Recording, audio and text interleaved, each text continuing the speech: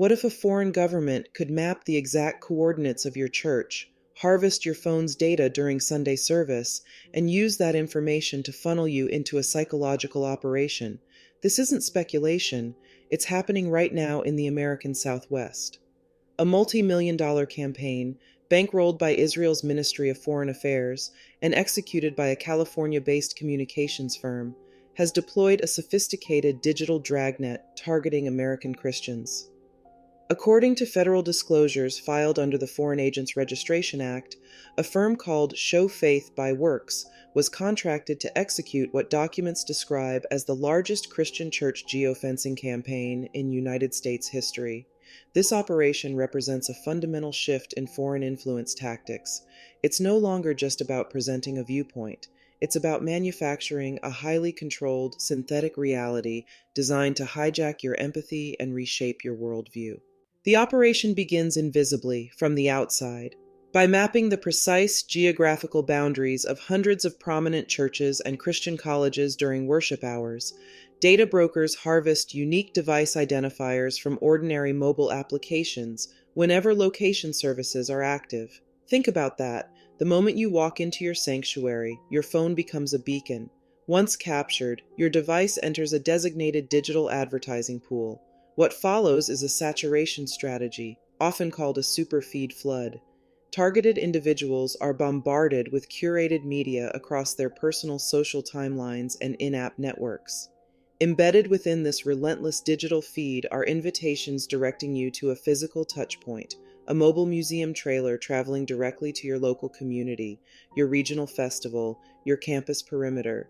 The digital net has been cast. Now it's time to reel you in.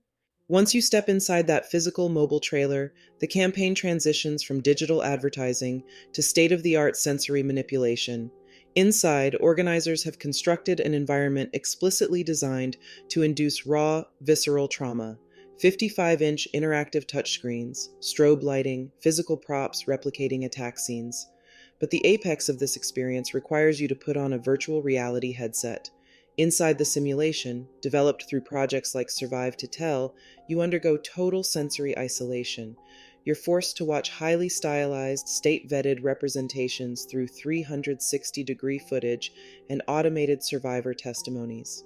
Virtual reality generates what psychologists call presence, the phenomenon where your brain truly believes you're standing inside the digital environment. By eliminating peripheral distractions, this sensory hijack ensures you experience the state's narrative not as distant news, but as direct, deeply personalized psychological trauma. Here's where the deception becomes truly alarming. While the VR headset establishes total emotional vulnerability, the content rendered within relies on a controversial cinematic method investigators call realistic fantasy. Independent media investigations have exposed that the military animations and simulated war zones are not authentic intelligence reconstructions. The sequences follow a calculated formula. They begin with genuine satellite imagery to establish immediate factual credibility, then seamlessly morph into fully animated three-dimensional environments. Journalists discovered that these highly detailed underground bunkers, weapons caches, and compromised buildings are actually built using generic, commercially available video game assets purchased from public digital storefronts. The same digital asset layouts have been recycled across entirely separate historical incidents. By presenting completely synthetic video game-style visualizations as absolute military intelligence, the campaign plants permanent, unverified facts in your memory long before any independent verification is possible. Why should this matter to every American? Because this campaign fundamentally violates the boundaries of national sovereignty, privacy, and religious freedom. For generations, the First Amendment has guaranteed that American places of worship and academic spaces remain sacred sanctuaries, free from state surveillance or foreign manipulation. This operation completely subverts that protection from the outside, turning personal religious devotion and campus life into a silent data mining operation fueling a foreign country's wartime agenda. But it gets worse. The campaign utilizes financial incentives and stipends to quietly pay local pastors and social media influencers to echo pre-packaged, state-vetted scripts. This introduces severe conflicts of interest into American communities, effectively transforming trusted local leaders into covert foreign mouthpieces. When a foreign government can map your church, hijack your data, lure you into a simulator, and alter your worldview with synthetic assets, authentic public discourse has been replaced by something far more sinister. This geofenced virtual reality campaign represents a chilling glimpse into the future of mass persuasion.